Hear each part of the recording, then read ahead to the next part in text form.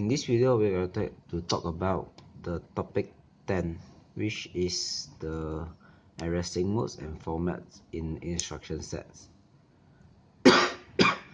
Sorry. First of all, the addressing modes can be branched into 7, which is the immediate, direct, indirect, register indirect, displacement, and stack.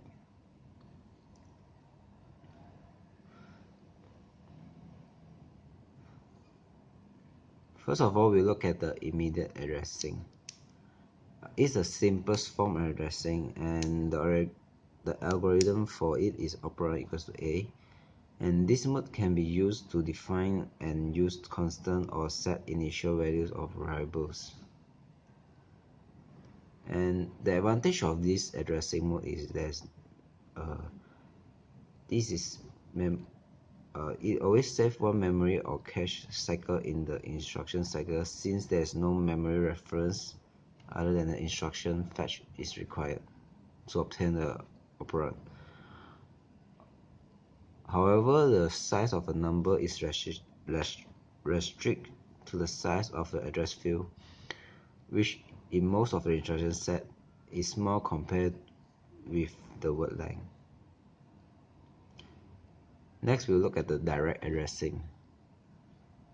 This addressing mode had the effective address of the operand contains in the address field, and it was common.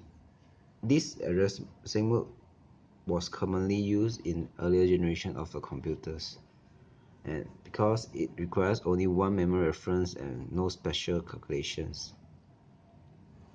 And the limitation of this addressing mode is that it provides only a limited address spaces, which means that it has small space.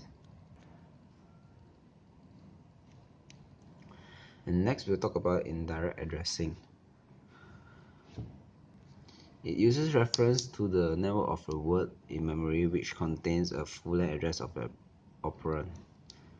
And one advantage of using the indirect addressing is for the word length of n, an address space of 2n is not available. However, the disadvantage of this addressing mode is the instruction execution requires 2 memory references to fetch an operand, which means one get its address and a second to get its value. And nowadays, a rarely used variant of indirect addressing is multilevel or cascaded indirect addressing, which they also have a disadvantage, which is 3 or more memory references could be required to fetch an operand.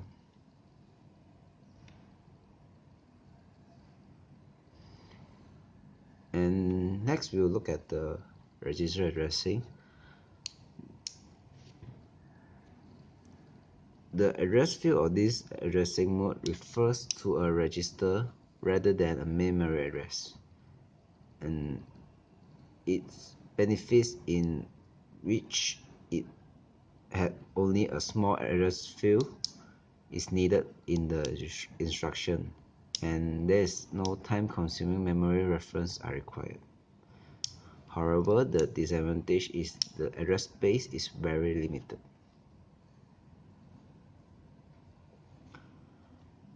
And next we have the register indirect addressing. This address mode is almost similar to indirect addressing, and the only difference is whether the address field refers to a memory location or register, which this address mode is referred to the register. And the limitation of the address space of the address field is overcome by having the field refer to the word length location containing an address, and it uses one less memory reference than the indirect addressing mode.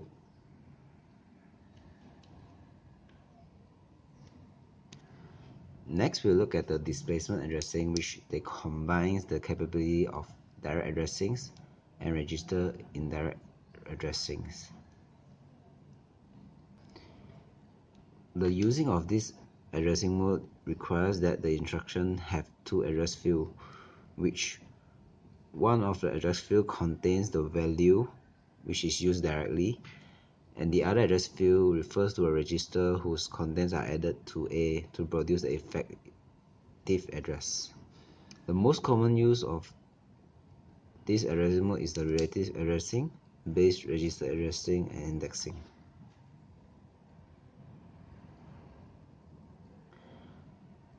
We'll talk about the relative addressing on the displacement addressing.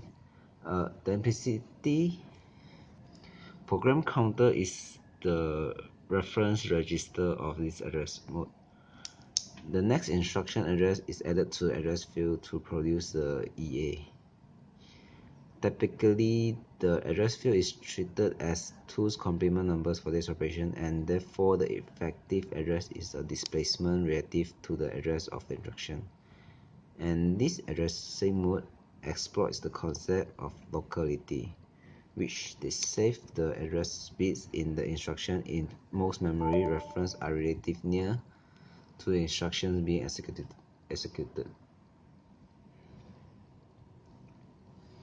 And we'll talk about base register addressing, which the reference register contains a main memory address and the address field contains a displacement from that address. The register reference may be explicit or implicit. And lastly, we have index addressing. The address field of this addressing mode refers a main memory address and the reference register contains a positive displacement from the address. The importance of this addressing mode is to provide an efficient mechanism for performing iterative operations. For example, is auto-indexing, post-indexing, and pro-indexing. And last but not least, we have the stack addressing. A stack, which is a linear array of locations, and is also a reserved block of locations. And this address mode is associated with the stack is a pointer whose value is the address of the top of the stack. And it is a form of implied addressing. The machine instructions need not to include a memory reference but implicitly operates on the top of the stack. Next, we will look at the ARM indexing method, which consists of the ARM data processing instructions, addressings, and the branch instructions. First of all, we look at the data processing instructions. It uses either the register addressing or a mixture of register and immediate addressing. For register addressing, the value in one of the register operands may be scaled using one of the 5 shift operators. While for the branch instructions, the uniform of addressing for branch instruction is immediate, which means they only use the immediate addressing mode. And the instructions contains 24-bit values, which they shifted 2 bits left so that the address is on a word boundary.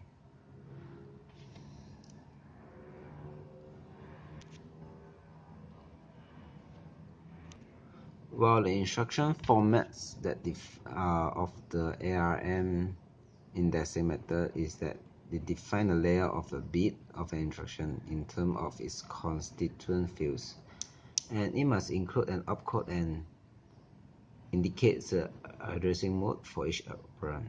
For most instruction set, more than one instruction format is used.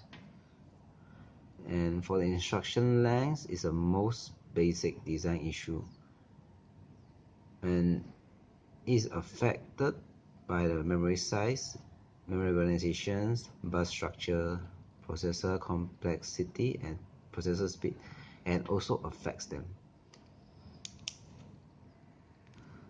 Normally, the instruction length should be equal to the memory transfer length, or one should be a multiple of the other.